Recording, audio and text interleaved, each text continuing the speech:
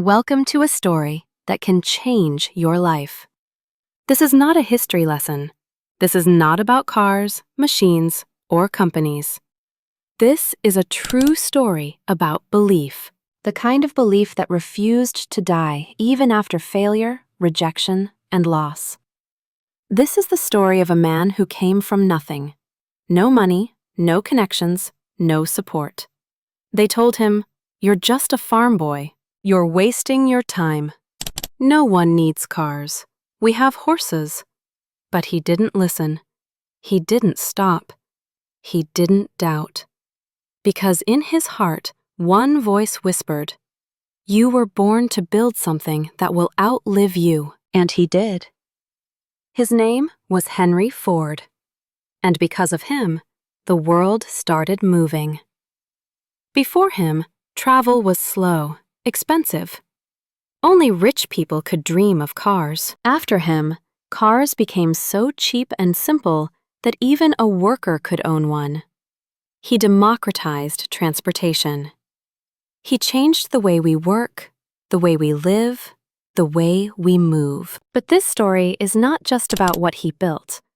It's about how he built himself, from pain, from loneliness, from total failure. And if you stay with this story till the end, you will not only discover how Henry Ford became one of the most powerful men in history, you will also learn how to rebuild yourself with no excuses. And while you listen, you'll also be learning English, real English, story-based English, emotional English.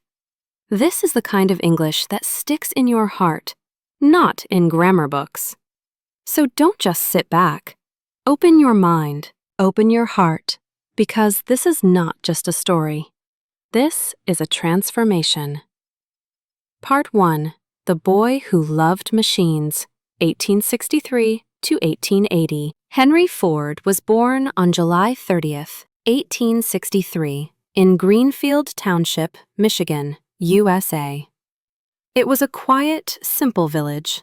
No factories, no electricity, no noise, only farms, fields, and family chores. His father, William Ford, was an Irish farmer. His mother, Mary Ford, was warm, strong, and kind. She held the family together. They had 6 children, and Henry was the first son. Their home was small but strong, built with wood, heated with fire, and surrounded by green. From the outside, Henry seemed like a regular farm boy. He woke up early, fed animals, carried water, collected eggs, cut wood. But deep inside, he felt different. He didn't enjoy feeding chickens. He didn't enjoy plowing the land. Why do we have to do everything by hand? Why is life so slow? There must be a better way. These questions didn't go away.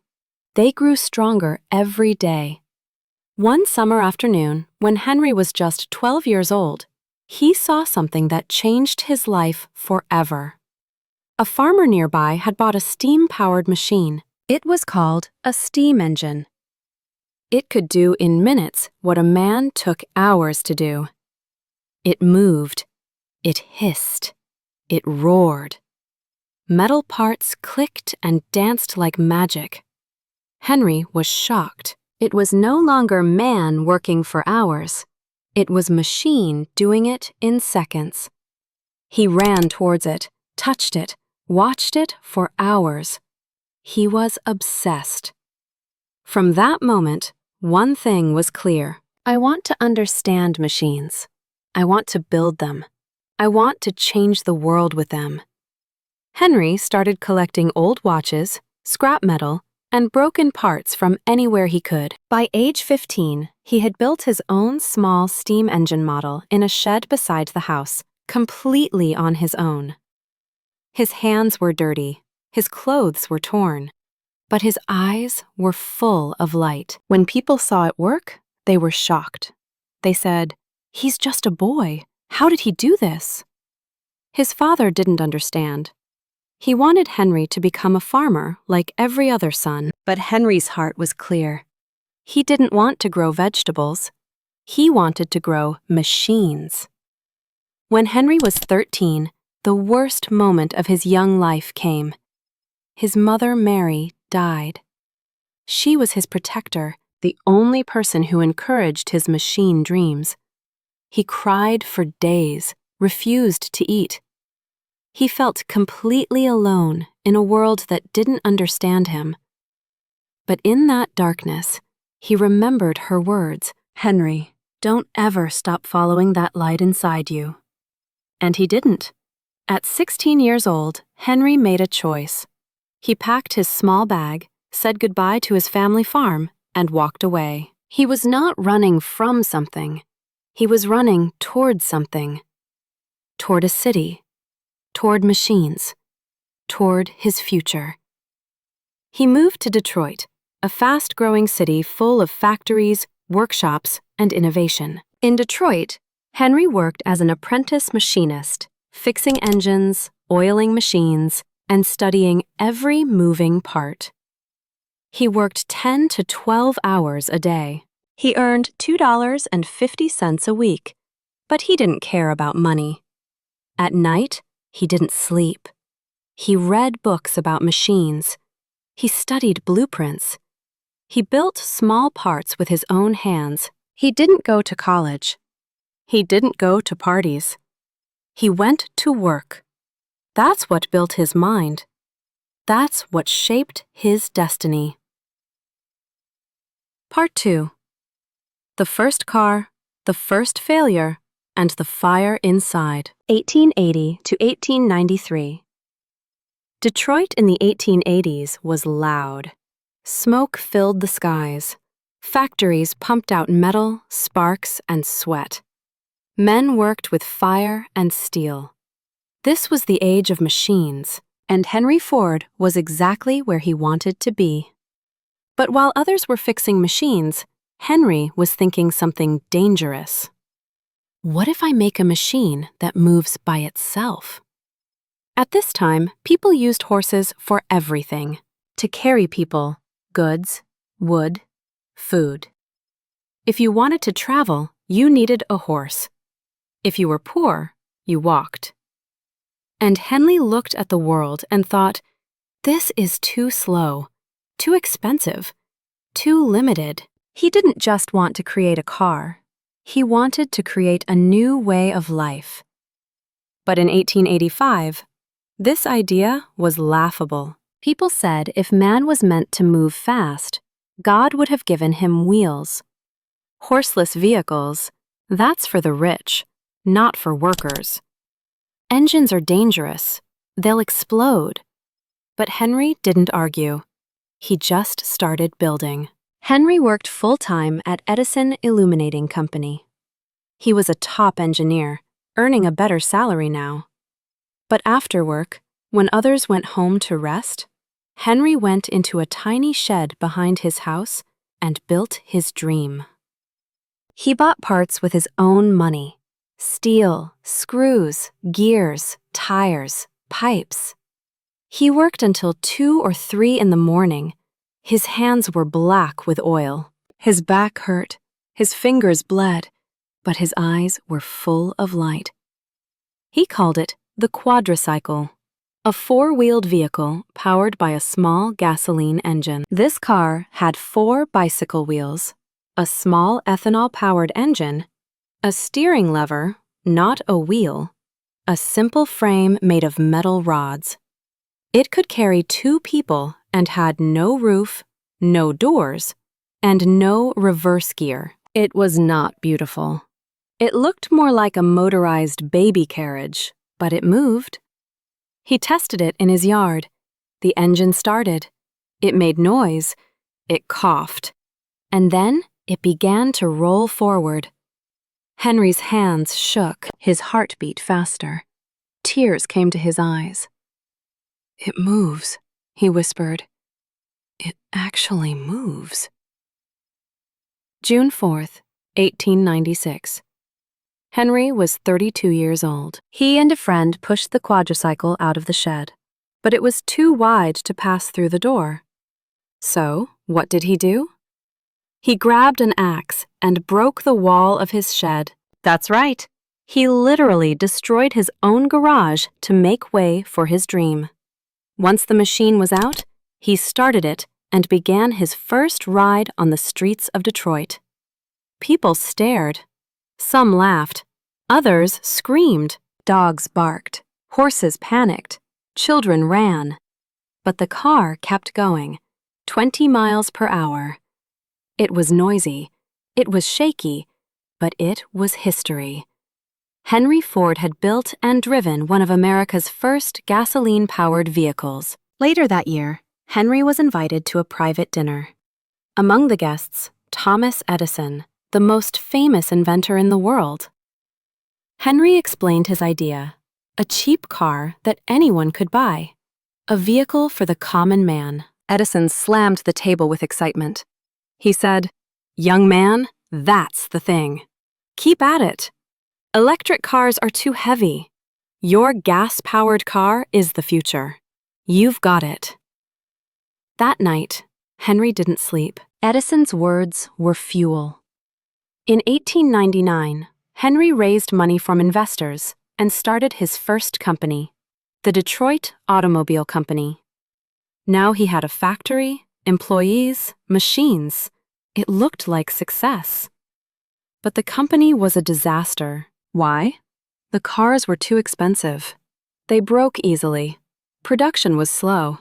Henry kept changing designs to make them better, and the investors got angry. After just 18 months, the company shut down. People said, "We told you he's a dreamer, not a businessman." Henry was humiliated. He had no job, no company, no car. Most people would give up. But Henry Ford was not most people. He didn't quit. He went back to his garage. No investors, no workers, no fancy tools. Just him and the burning desire to try again. He studied what went wrong. He simplified the design. He rebuilt the engine. To get attention, Henry decided to build the fastest car in America. He designed the 999, a giant red monster with 80 horsepower and no hood. Just fire, pipes, and power. In 1901, at a racetrack near Detroit, the 999 destroyed the competition. It beat every car. It became a legend. Suddenly, newspapers started calling him the Wizard of the car world. Investors came back. Support returned, and Henry Ford was ready. This time, he would not fail. He had a new vision, a new company, and a new plan to build the car that would change the world. Henry Ford had failed once. But instead of crying, complaining, or quitting, he rebuilt himself. And now, with the success of his racing car, the 999, investors were begging to work with him again. But Henry had changed. This time, he had one clear mission. I will not build cars for the rich.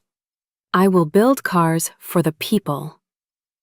On June 16, 1903, Henry and 11 investors created a new company, Ford Motor Company. The starting money, $28,000 from investors, not from Henry himself.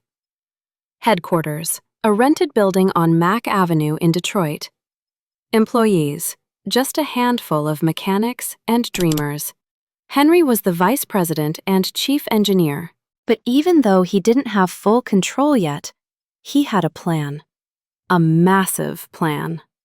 He was going to create a car that was simple, cheap, and strong enough to survive America's terrible roads. The first car they made was called the Model A. It was a two-seater. It had a small engine, leather seats, and a price of $850, which was a lot of money back then. It was a success. In the first week, they received over 1,000 orders. But Henry wasn't satisfied. "This is just the beginning," he said. "I will build something better, something the world has never seen." So he kept improving. He made Model B, Model C, D, E, F, and more. Each car was stronger, faster, and more reliable. But Henry still wasn't happy. Why? Because the price was still too high. In secret, Henry worked day and night on a new idea. He wanted to build a car that would last for years, drive on rough, muddy American roads, be easy to repair, be affordable, even for factory workers. This dream became his obsession. He called together a small team of the smartest minds he could find, including Child Harold Wills, a brilliant engineer, József Galamb, a Hungarian immigrant, and a group of mechanics who didn't go to university but knew how to work with their hands. Together, in a small wooden building, they worked in silence. Months passed. They built, they tested, they broke things, they started again. And then, finally, in 1908, they gave birth to something that would change history. In October 1908, the Model T was born. It had a 4-cylinder engine, a top speed of 45 miles per hour, 20 miles per gallon, simple controls anyone could learn, a strong steel body, and, most importantly, it cost just $850 and would drop much lower later. People laughed at first. They called it Tin Lizzie, an ugly name for a beautiful idea. But the public didn't care. They didn't want fancy. They wanted freedom. And the Model T gave it to them. Orders exploded. People from every corner of America. Farmers, teachers, factory workers, small business owners were now able to own a car for the first time. Before this, cars were a luxury. After Model T, they became a necessity. Within 10 years, more than half the cars in the world were Ford Model Ts. But how did Henry do it? How could he make so many cars so quickly at such a low price? That's where the real magic begins. In 1913, Henry and his team invented something that would not only change the auto industry, but change every factory in the world. They created the moving assembly line. What does that mean? Before this, a group of workers would stand around a car and build it together, piece by piece. It was slow, expensive, tiring. But Henry flipped the system. Instead of workers moving around the car moved to the workers. Each worker had one job, one small task, one simple action repeated again and again. Like this: one man attached the wheels, another installed the engine, another did the steering, another added the seat. The car moved along the line, and at the end, it was finished. The result? A car that used to take 12 hours to build now took just 90 minutes. As production became faster, the price of the Model T dropped again and again, from $850 in 1908 to $600 in 1912 to $440 in 1919, and eventually to just $260 by the 1920s. Henry wasn't just building cars, he was building access. He once said, "I will build a motor car for the great multitude. It will be so low in price that no man making a good salary will be unable to own one." He kept that promise. In 1914, Henry did something shocking. At a time when most companies paid $2.50 a day, he announced, "From now on, my workers will earn $5 per day, double the average salary." People called him crazy. Other businessmen were furious. But Henry smiled because he knew one thing. If I pay my workers well, they will work harder, stay longer, and even buy the cars they build. And he was right. Ford's factory became a model of discipline, loyalty, and efficiency. And soon, other companies had no choice. They started copying him. Henry Ford didn't just change how people worked, he changed why they worked. Thanks to the Model T, farmers could go to town, women could travel alone, goods could be delivered faster, people could visit relatives far away. America became mobile. The car was no longer a toy for the rich, it was a tool for the future. And in the middle of this revolution, one name stood at the center of it all. Henry Ford, Part 3. The Empire, the Ego, and the Enemies. 1914 to 1927. The Model T was everywhere. His factory was the most productive in the world. And the man himself? He was becoming richer than he ever imagined. But something else was happening too. Henry Ford was changing. At this point, Henry Ford's personal wealth had crossed $100 million. In today's value, that would be billions. He could buy land. He could build cities. He could hire thousands. But something inside him began to shift. He started believing that he was always right. He stopped listening to advice. He became more stubborn, more private, more controlling. Some say he was just focused. Others say he was becoming arrogant. But no one could deny one thing. He had built an empire.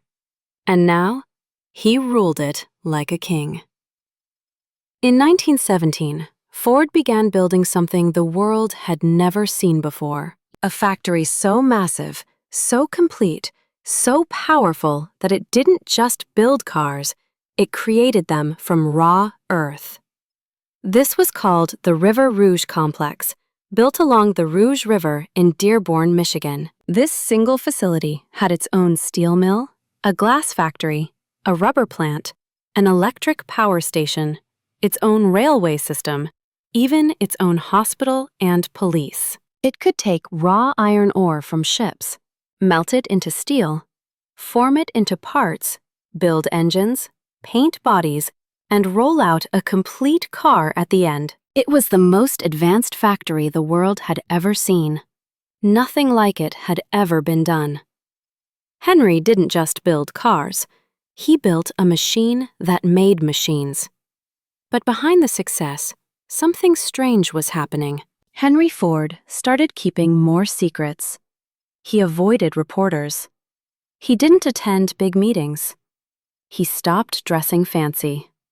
He became very quiet and started writing his own personal newspaper called the Dearborn Independent. In it, he shared his opinions on the world, business, and society.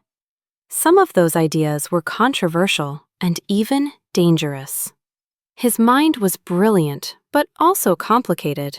He believed in hard work. He hated bankers and Wall Street. He wanted peace in the world. But sometimes his words sounded bitter, angry, and full of judgment. People began to whisper, "Is he just a genius? Or is he becoming something darker?" Around this time, Henry faced a powerful legal battle. Two of his original investors, John and Horace Dodge, had helped him in the early days, but now they were angry. They believed Ford was keeping too much money for himself. They believed he wasn't respecting their shares in the company. So they took him to court. The case became public. Newspapers loved it. For months, America watched the courtroom drama. Henry Ford, the working man's hero, versus the Dodge brothers, the bold businessmen. Finally, in 1919, the court ruled in favor of the Dodge brothers. Ford had to pay them millions of dollars. But instead of being defeated, Henry did something shocking.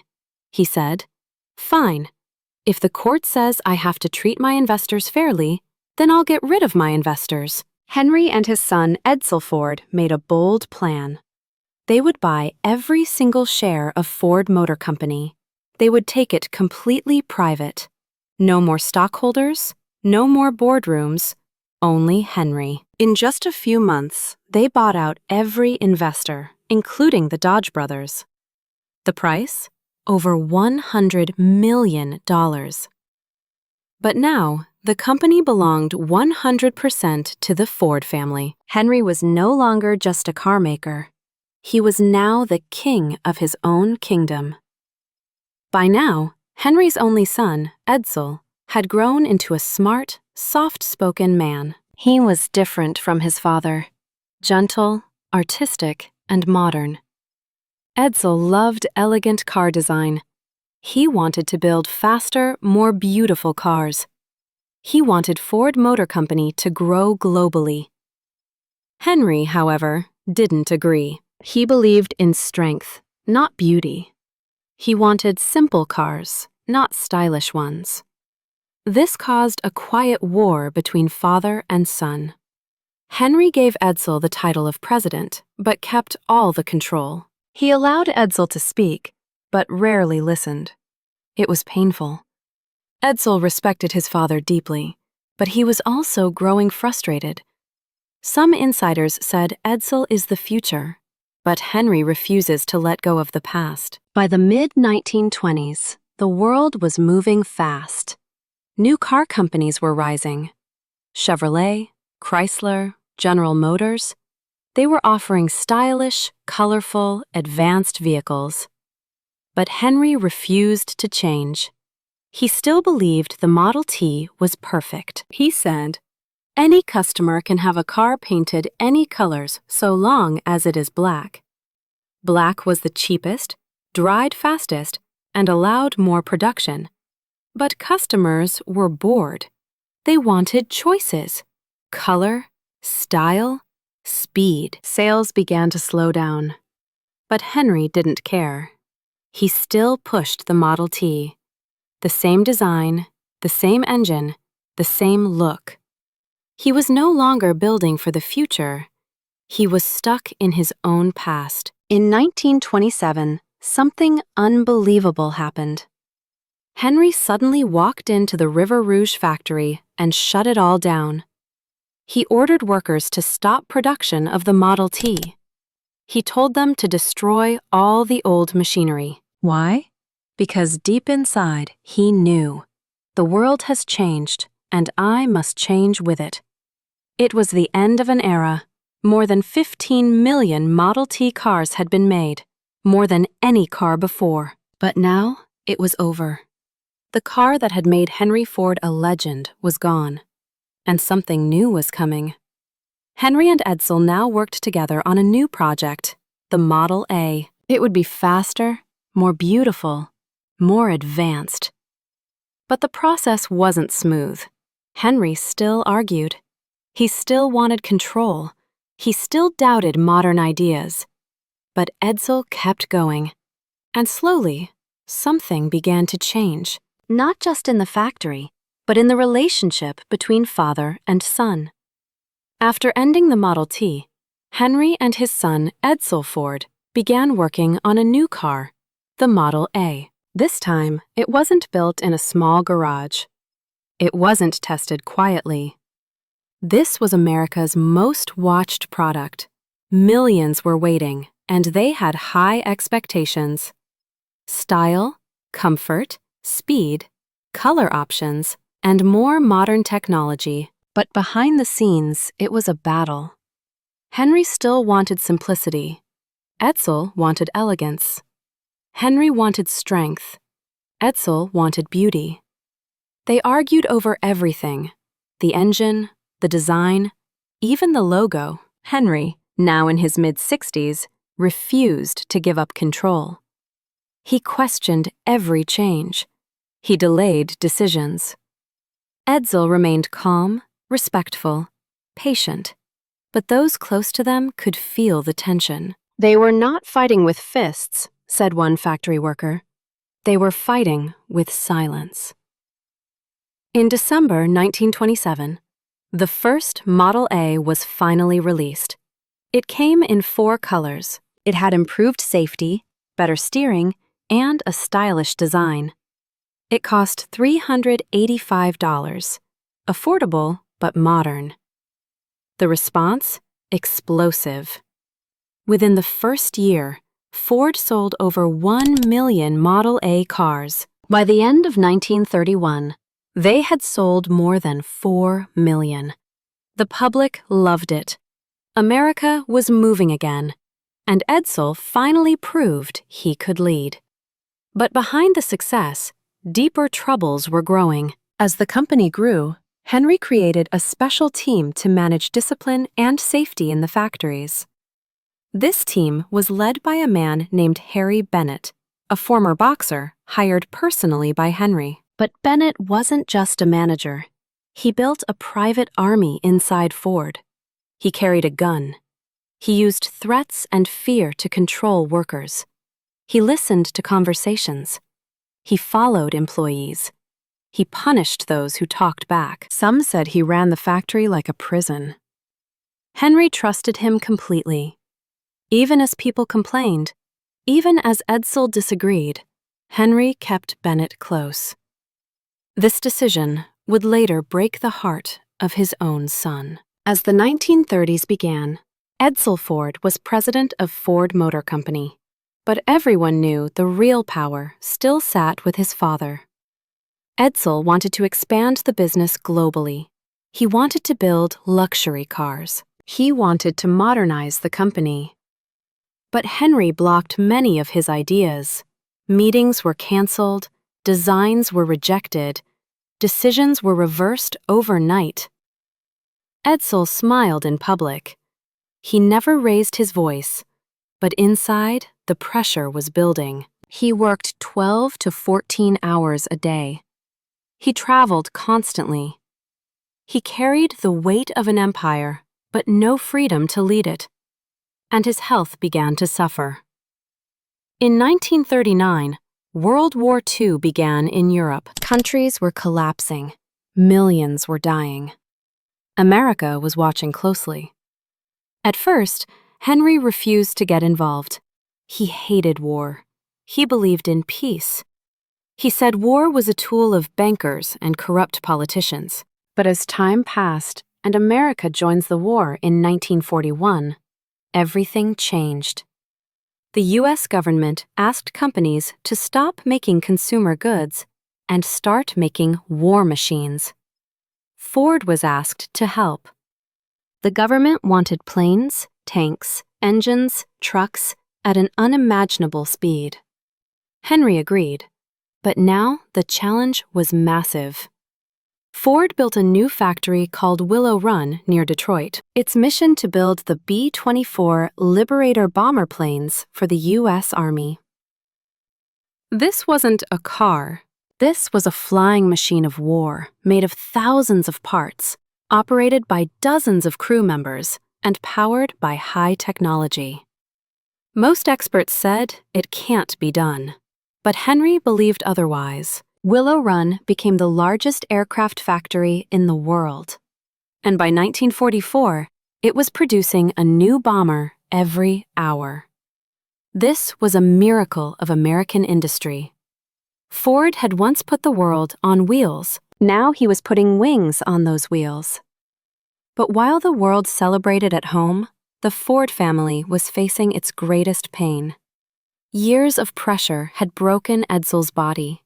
He had stomach ulcers. He was exhausted. He was emotionally crushed from constantly being overruled by his father and bullied by Harry Bennett. He tried to stay strong for the company. He smiled at meetings. He managed factories. But inside, he was collapsing. In May 1943, at the age of just 49, Edsel Ford died of stomach cancer and complications. The news shocked the nation. People wept. Workers stood in silence. Flags flew at half-mast. But no one cried more than Henry Ford, his only son. His blood, his partner, his hope for the future was gone. Henry blamed himself. He stopped speaking for days. He walked alone in his garden. He stopped shaving, stopped eating, stopped showing up at the office. People said, "The old lion has lost his heart." Part 4. The final years, the farewell, and the lessons he left behind.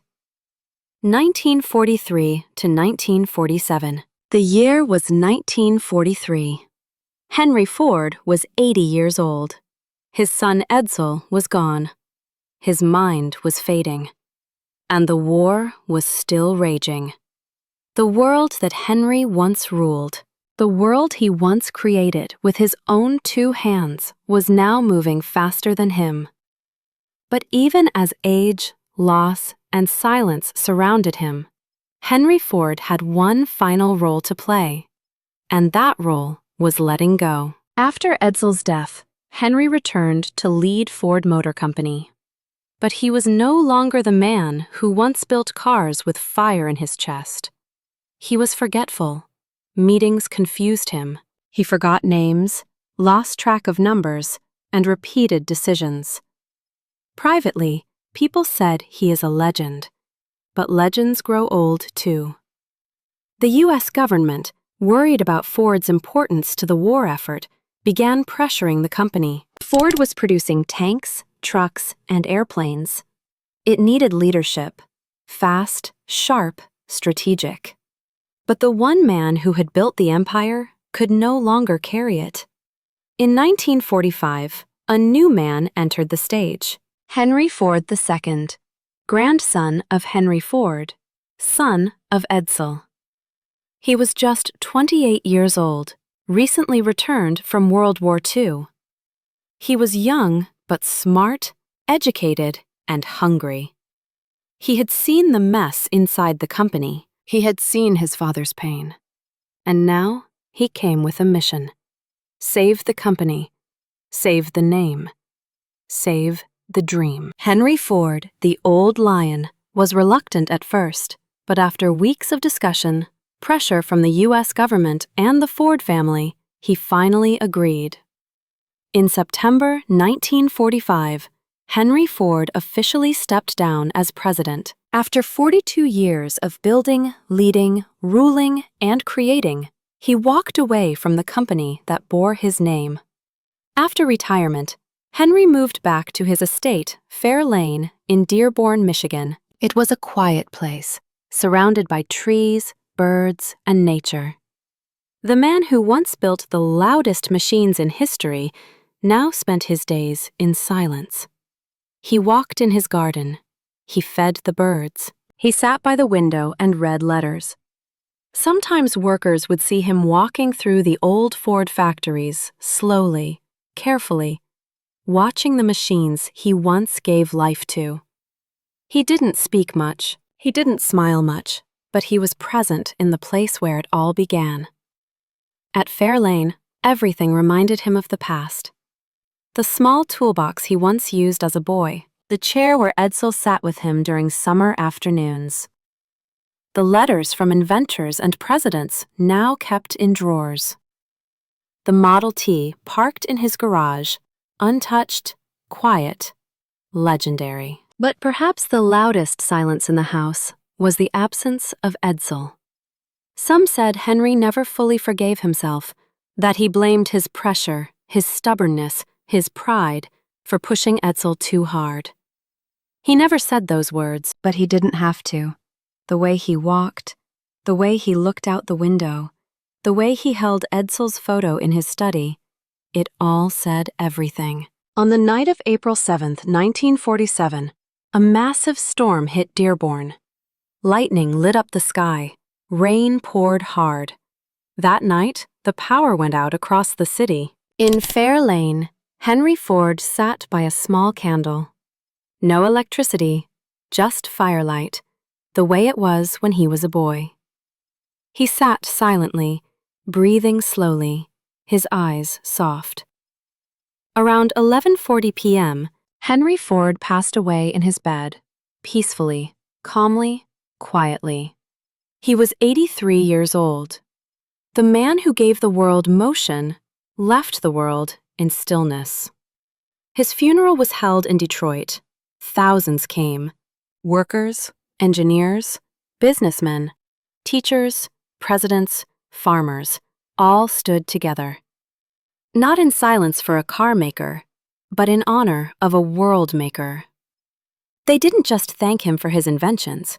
They thanked him for their lives. The father who got to visit his son because of a car. the mother who could work in a city because she could travel.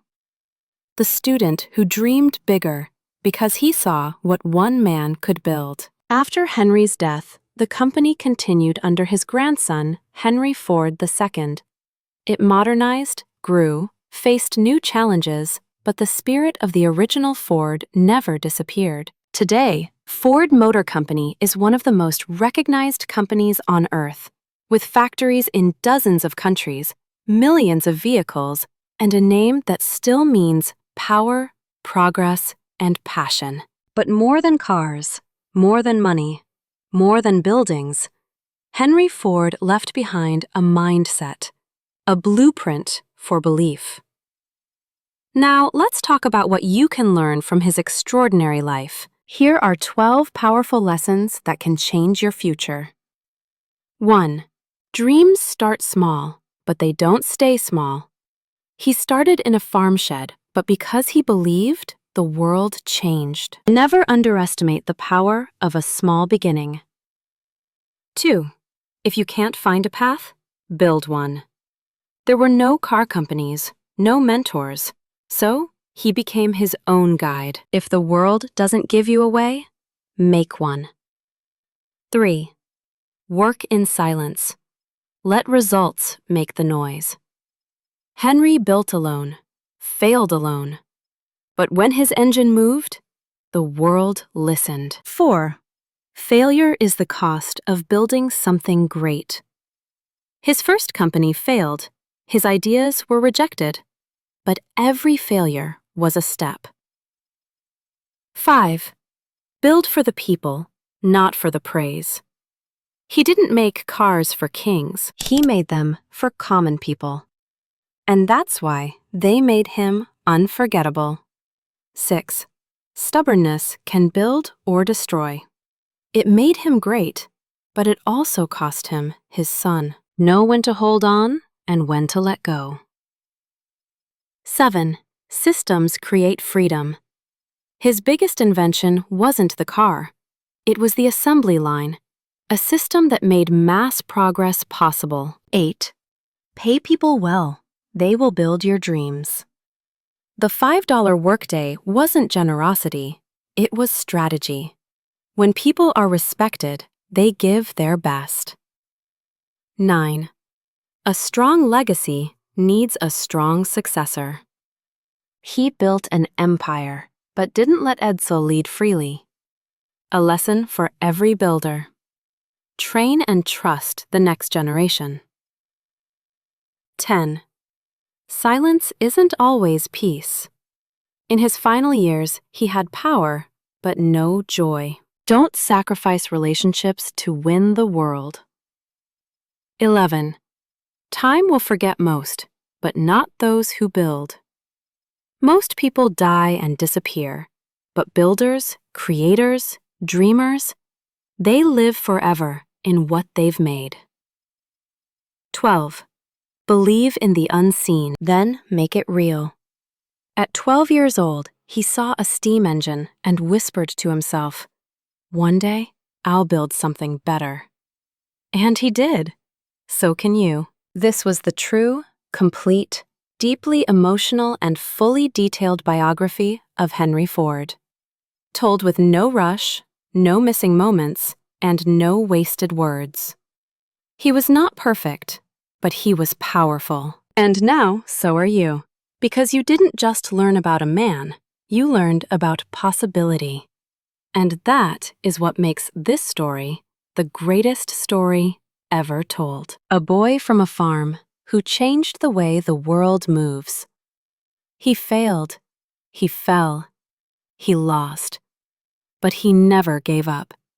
If he could build a global legacy with just a dream and his 2 hands, imagine what you can build. Thank you for staying with us till the end.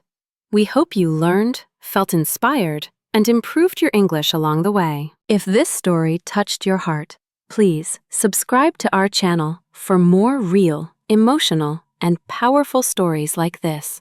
Until next time, keep dreaming, keep building, and never stop believing. Warm wishes to you and your journey ahead.